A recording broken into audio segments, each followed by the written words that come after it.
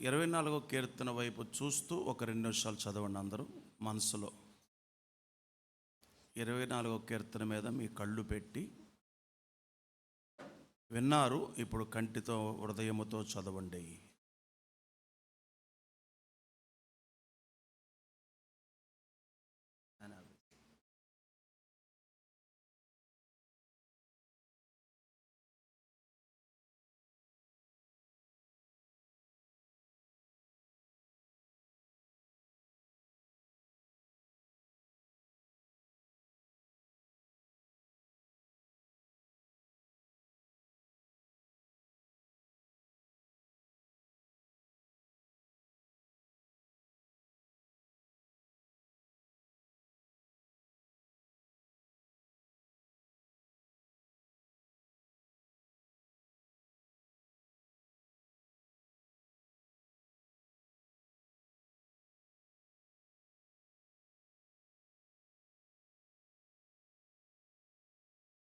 మనసు పెట్టి చదివారనుకుంటున్నాము. హల్లెలూయా. 24వ కీర్తనలో 10 వచనాలు మనం గమనిస్తున్నాం. ప్రారంభ వచనం ప్రకారం మన జీవితంలో ఇది గుర్తించగలిగితే గొప్ప మార్పులు మనం చూడగలుగుతాం. ఏది గుర్తించగలిగితే?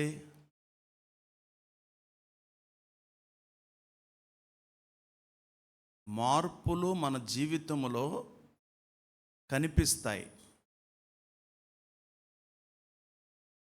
భూమి, ఆకాశం దాని సంపూర్ణతవు దేవునివే అని నీవు నేను మన జీవితంలో గ్రహించినప్పుడు, ఇప్పుడు చెప్పండి, మన జీవితంలో మార్పులు కలుగుతాయి. దేన్ని బట్టి?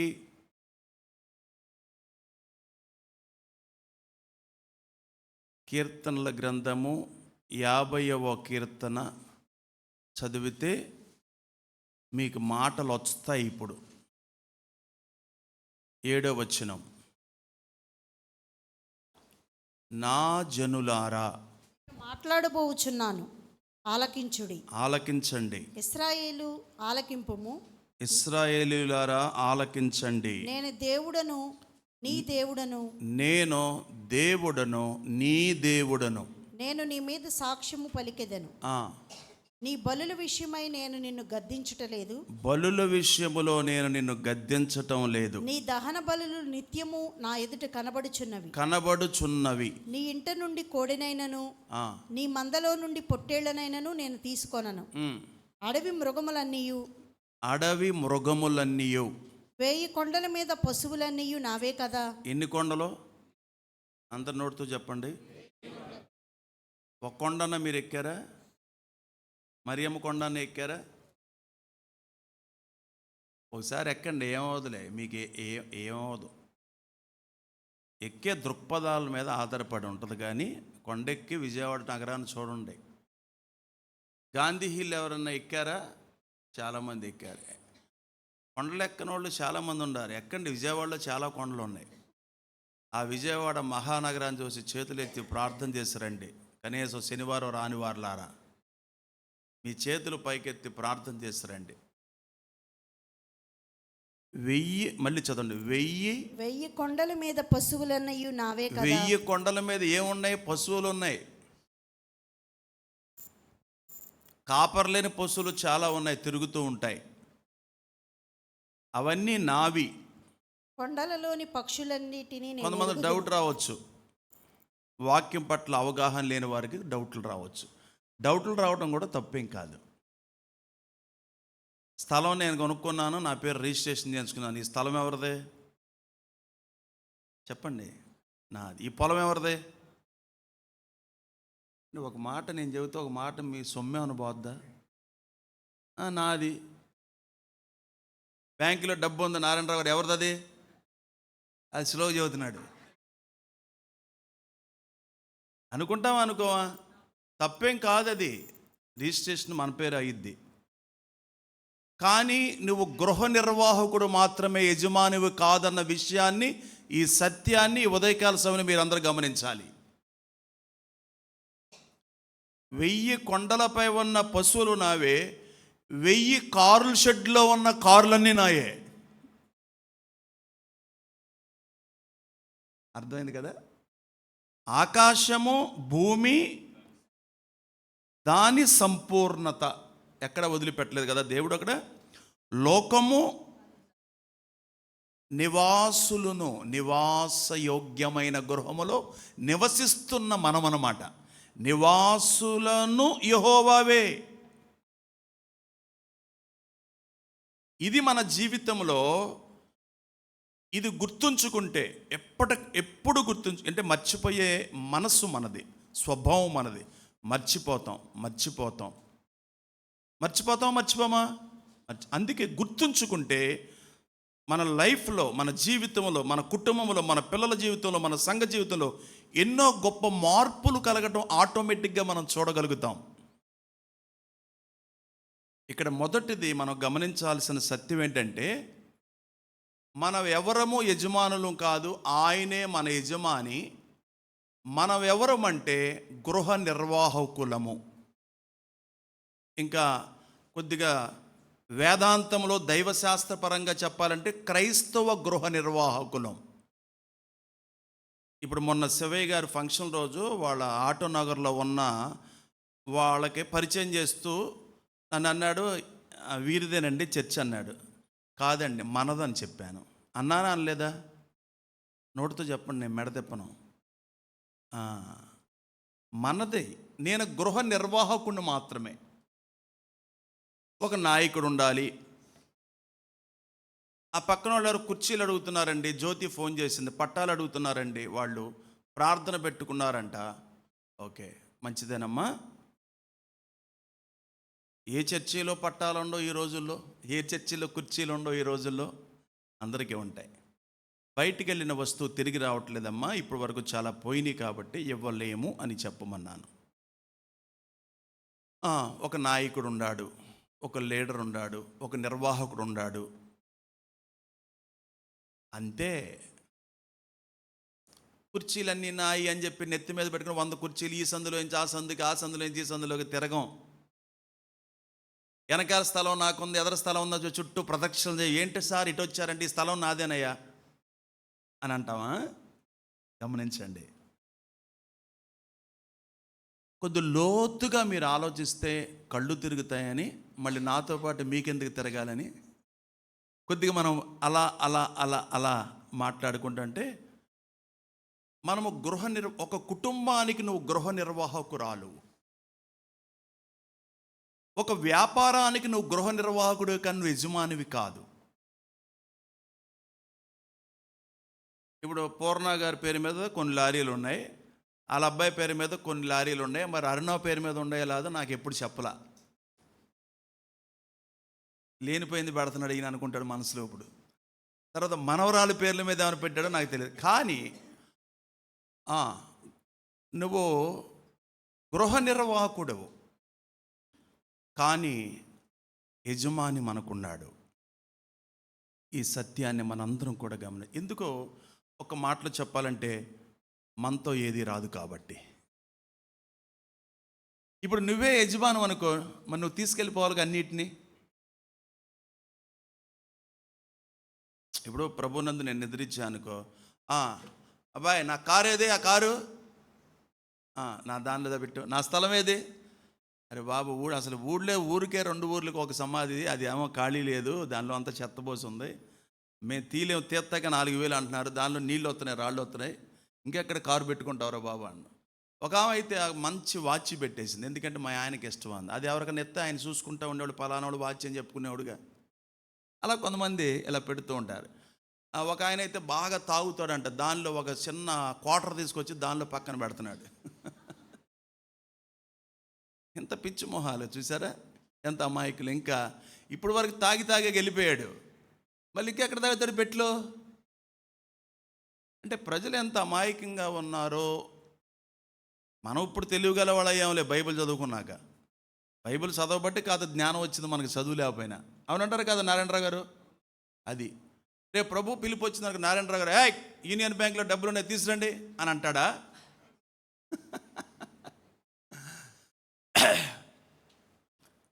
చూడండి, ఆయనకు ఇది ఇష్టము లేదు అని మనకు దేవుడు నడిపింపిస్తే, మాట్లాడితే దాన్ని వదిలిపెట్టుకోవడానికి మనం సిద్ధంగా ఉండాలి. ఇది వద్దు, ఇది నీకు సంబంధించింది కాదు, ఇది నీకు పనికిరాదు, ఇది నీకు వర్తించదు, దీని జోలికి నువ్వు వెళ్ళొద్దు, నీవు తట్టుకోలేవు, నీవు సహించలేవు అని దేవుడు ఏదైనా మనకు నడిపించినా మాట్లాడినా దాన్ని వదిలిపెట్టుకోవడానికి మనం సిద్ధంగా ఉండాలి. అప్పుడు దేవుని యొక్క ఆధిపత్యము కింద మనం బ్రతుకుతున్నామని గ్రహిస్తాం. దేవుని ఆధిపత్యము కింద ఎవరైతే బ్రతుకుతారో దేవుడు అపజయాలు కాదు విజేతలుగా నిలబెడతాడు. ఇక్కడ మనం చదువుకున్నాం కదండి, ఒకసారి బాప్తిస్మిచ్చి యోహాను సువార్తలో 3వ అధ్యాయము 27వ వచనంలో మనందరికీ సుపరిచితమైన నచ్చిన వాక్య భాగం 3:27 యోహాను సువార్త.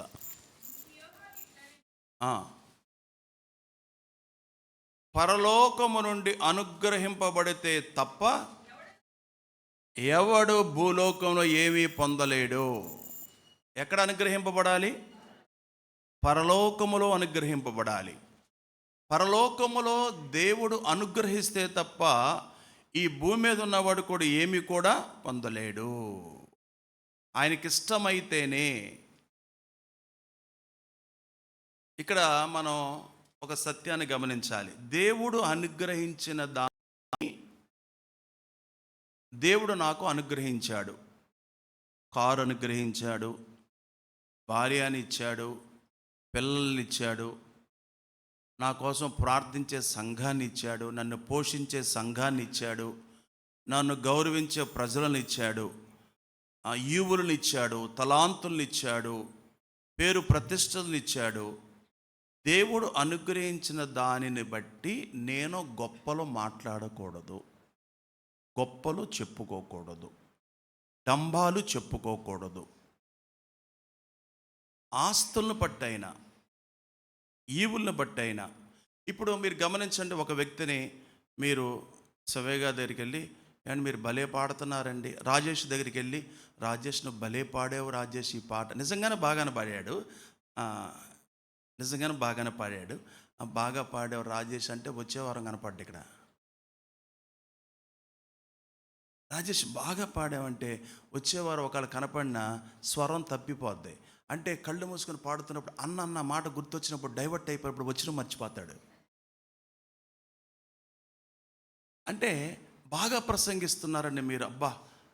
కొంతమంది ఎలా చెబుతారు నిన్ను ఎక్కించడానికి, పాస్టర్ గారి కన్నా మీరు బాగా వాక్యం చెబుతున్నారు బ్రదర్ అని అంటే, అబ్బా ఇంకా ఇంకా మీకు మంచి విషయాలు చేస్తారు.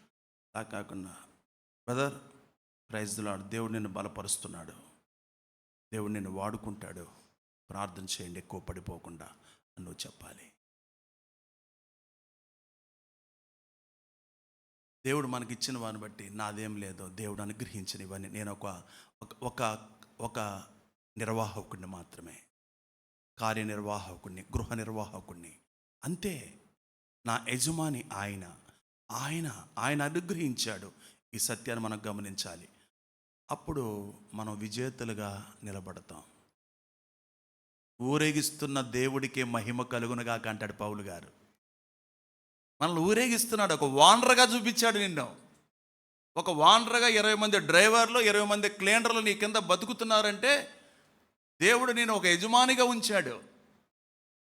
వాళ్ళ మీద రుబాబు చేయొద్దు, వాళ్ళ మీద పెత్తనం చేయొద్దు, వారిని ప్రేమిస్తూ ఉంటే ఇంకా చక్కగా వాళ్ళు పనిచేస్తూ ముందుకు వెళతాడు. నిన్ను ఇంకా విజేతలుగా దేవుడు ముందుకు తీసుకొని వెళతాడు. ఇక్కడ మనం మొట్టమొదట మనం గమనించినట్లేదు ఏంటంటే, మనం గృహ నిర్వాహకులము, యజమానులము కాము. రెండవది మనం గమనిస్తే మనల్ని దేవుడు బాధితులుగా కాకుండా సీనన్న విజేతలుగా చేస్తాడు. అంటే విజయముతో మనకు ముందుకు నడిపిస్తాడు. తర్వాత మూడవ సత్యం మనం గమనించినట్లయితే, ఇది మనల్ని సనిగేవారుగా చేయక ప్రభువును స్తుతించేవారుగా మనల్ని చేస్తుంది. ఈ సత్యాన్ని మనం గ్రహిస్తే, ఇప్పుడు ఇన్నర్ టెన్షన్ ఎలా ఉంటుందో, ఇన్నర్ అంటే లోపల టెన్షన్ ఎలా ఉంటుందో, లోపల కూడా గర్వం ఉంటుంది. ఉంటుందా ఉండదా? ఉండొచ్చు, ఉండకపోవచ్చు. ఎలాగ చెప్పమంటారా? కొంతమందికి నా బుగ్గ సొట్టబడుతుంది, నువ్వు చూసావా? ఓకే. నా జడ పొడుగు, నువ్వు చూసావా? అలాగనమాట. కలర్ను బట్టి లేకపోతే వాళ్ళకు ఉన్నటువంటి సామర్థ్యాన్ని బట్టి ఇన్నర్ లోపల గర్విస్తూ ఉంటారు. వారి చూపులో కనపడిద్ది, వారు రెప్పలు ఎగరేసే దాన్ని బట్టి కనపడిద్ది, కొంతమందికి నడకలో కూడా కనపడిద్ది, కొంతమందికి మాట తీరును బట్టి కూడా మనం గమనించవచ్చు. ఇది ఎట్టి పరిస్థితుల్లో మనల్ని విజేతలుగా నిలబెట్టదు.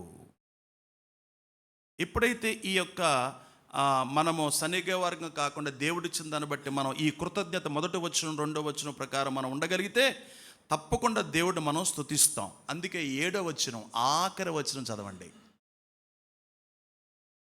చదువుతారా? గుమ్మములారా మీ తలలు పైకెత్తండి. ఇది 2వ సమూయేలు గ్రంథము 6వ అధ్యాయములో ఉన్నటువంటి సందర్భాన్ని ఎత్తి ఇక్కడ వాడుతున్నట్లుగా మనము గమనించాలి. 2వ సమూయేలు 6వ అధ్యాయంకి వెళ్ళడం అవసరం లేదు. దేవుడు నిన్ను తలెత్తుకునే వాళ్ళలాగా ఉంచుతాడు. విజేతగా ఉంచటం అంటే అదే, ఊరేగిస్తున్నాడంటే అదే. గత రాత్రి మనము 26వ కీర్తన అనుకుంటే ఇక్కడ ధ్యానం చేశాం. దావీదు దేవుడితో మాట్లాడుతూ అంటున్నాడు, నన్ను దేవుడు సమతల భూమి మీద నిలబెట్టాడు అన్నాడు. సమతల భూమి అంటే సమానముగా ఉన్న భూమి మీదంట దేవుడు నిలబెట్టాడంట దావీదు గారిని. అంటే ఇంకా మనకు అర్థం అవ్వాలంటే బాగా కళ్ళు తెరవండి. వెళ్ళిపోతున్నారు. గట్టి నేల మీద నిలబెట్టాడు. చెప్పండి మీ నోటితో. నిలబెట్టాడు అంటే దీన్ని ఆత్మీయ కోణంలో మనం ఎలా అర్థం చేసుకోవాలంటే, నేను అటు ఇటు కుంగిపోను, సమభూమిలో నడుస్తున్నాను. అంటే నన్ను పరిశీలించావు, నన్ను పరిశోధించావు, నేను యథార్థవంతుడుగా ఉన్నాను కాబట్టి నేను ధైర్యముగా చెప్పగలుగుతున్నాను అంటాడు. సమభూమిపై, సమతల భూమిపై, గట్టి నేలపై నిలబడి నేను ధైర్యంగా మాట్లాడగలుగుతున్నాను. అంటే తలెత్తుకుని యథార్థవంతుడు తలెత్తుకుంటాడు. నిర్దోషి ధైర్యంగా ఉంటాడు. దేనికి భయపడడు, ఎవరికి భయపడడు. గుమ్మములారా మీ తలలు పైకెత్తండి, మహిమగల రాజు ప్రవేశించినట్లు పురాతనమైన యెరూషలేము తలుపులు తెరవబడతాయి. యెరూషలేము పునాదులు తెరవబడాలి. రాజు వస్తున్నాడు లోపలికి. మీరు తలదించుకొని బతికారు చుట్టుపక్కల వాళ్ళకి, ఇప్పుడు తలెత్తుకునేవారిలాగా మీ దేశాన్ని, మీ ప్రాంతాన్ని ఆయన చేయబోతున్నాడు.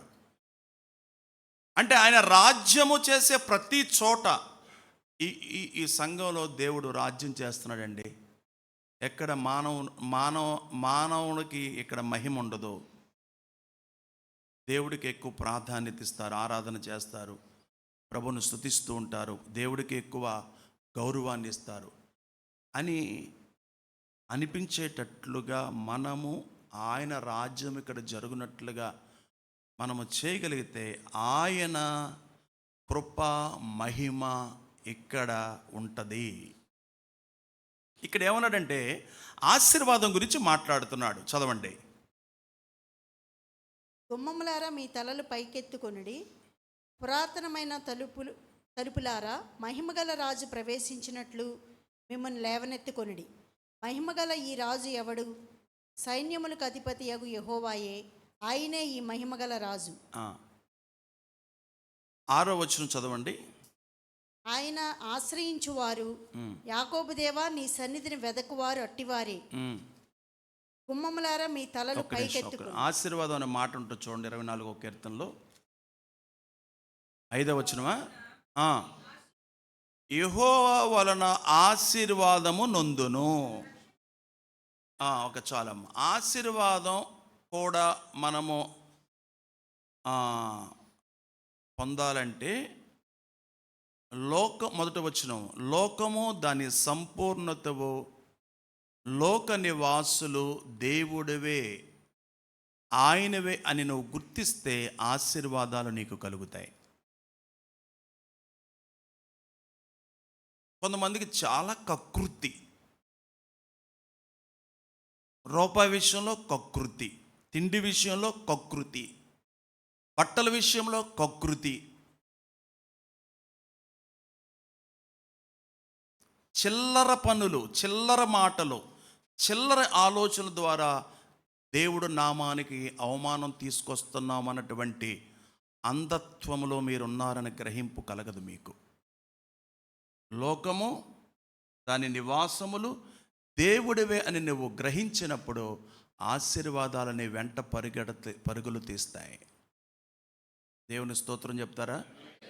ఒక క్రైస్తవుని యొక్క బాధ్యత ఏంటంటే, గొప్ప బాధ్యత, మీరు సంతోషించాల్సినటువంటి విషయం ఏంటంటే, మనము క్రైస్తవ గృహ నిర్వాహకులు. తిమోతి కూడా చక్కగా చెప్తాడనమాట.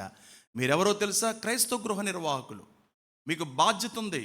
ఆ బాధ్యతను ప్రతి క్రైస్తవుడు నెరవేర్చాలి. అంతేకాకుండా దేవుడు మనకు అనుగ్రహించిన దాన్ని బట్టి మన వైఖరి సరిగ్గా ఉన్నప్పుడు మనం దీనత్వంతో వెళ్ళిపోతాం ముందుకి. మన దీనత్వాన్ని చూసి అనేక మంది దేవుడి వైపు తిప్పబడతారు. ఆయన అధికారమునకు మనల్ని మనం ఉన్నప్పుడు దేవుడు మనకు కృపను చూపిస్తాడు. ఈ వాక్యము సిద్ధపడుతున్నప్పుడు దేవుడు ఒక పాట గుర్తు చేశాడు నాకు.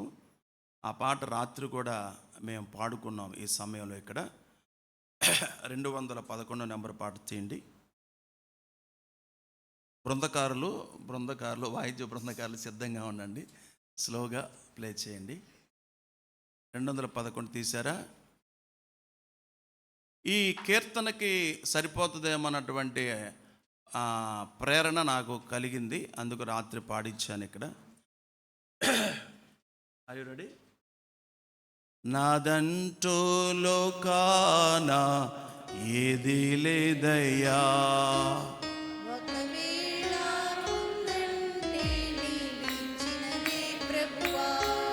నాదంటూ లోకాన.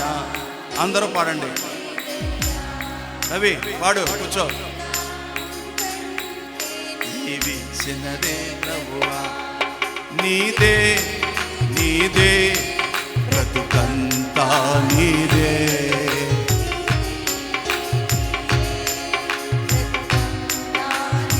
అందరూ మనస్ఫూర్తిగా చెప్పాలి. నారాయణ గారు, ఒకవేళ ఉందంటే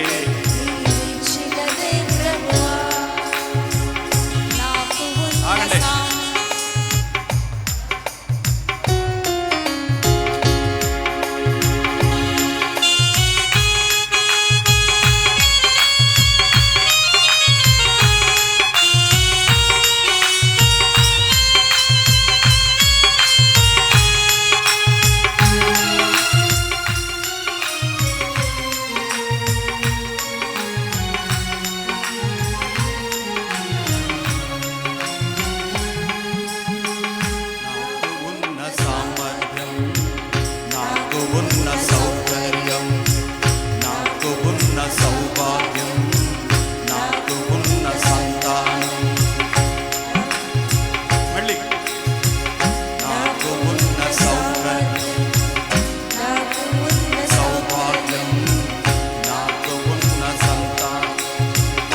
ఆరగించే ఆహారం, ఆరగించే ఆహారం కేవలం నీదేనయ్యా. వాడు కేవలం నీదేనయ్యా. నాదంటూ లోకాన ఏది లేదయ్యా. ఒకవేళ ఉందంటే నీవిచ్చినదే ప్రభువా, నాదంటూ లోకాన ఏది లేదయ్యా. ఒకవేళ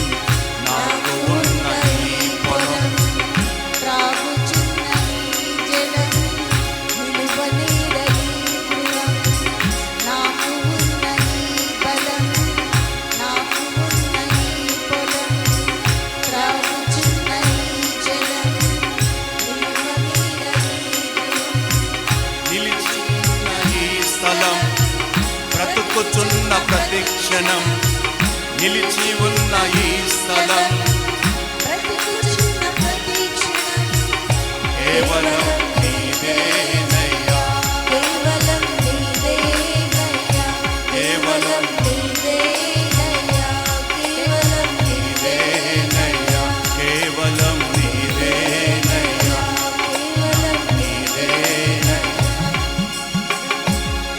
నాదంటూ లోకాన ఏదీ లేదయ్యా, ఒకవేళ ఉందంటే నీవిచ్చినదే ప్రభువా.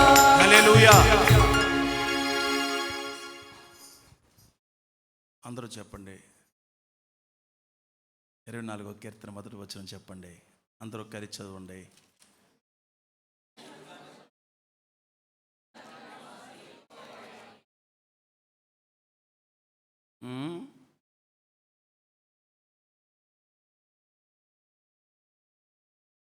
యథార్థంగా నిజమే కదా ప్రభువా, నేనేం తీసుకుని రాలేదు, మా ముందున్న వారు ఏం తీసుకుని వెళ్ళలేదు. నిజంగా అనుభవించగలుగుతున్నావు అంటే నీ కృపే కదా నాయన. కొంతమంది నాతో అన్నారు, నిజంగా మాకున్న అనుభవించలేకపోతున్నాం, మీరు అనుభవించగలుగుతున్నందుకు సంతోషిస్తున్నాం అని చెప్పారు. దేవునికే మహిమ కలుగును గాక. ఇంకా అనుభవించాలి దేవుడి మహిమ కొరకు, ఆయన రాజ్య విస్తరణ కొరకు. మనదంటూ ఏది లేదు, తాగుతున్నాం, తింటున్నాం, అయిందే. ప్రతి నోట ప్రతి సందర్భంలో ఆయన మాట ఉండాలి. ఔదార్యం, కృప మనల్ని విజేతలుగా నిలిపిస్తుంది. సనుగుడు ఉండదు, ఇక కృతజ్ఞతే. సనుగుడు ఉండదు, ఆయనకి మహిమ. కాలు ఎరక్కొట్టుకొని కూర్చున్న మంచం మీద ఉన్న వ్యక్తి అంటుంది, యవనస్తుడు నన్ను గుద్దాడు, యవనస్తుల కోసం ప్రార్థన చేయమని నాతో దేవుడు మాట్లాడాడని చెప్పింది. అబ్బా, ఎంత గొప్ప మార్పు అండి, ఎంత గొప్ప ఆత్మీయ అనుభవం. పురుషులు లేచి నిలబడండి.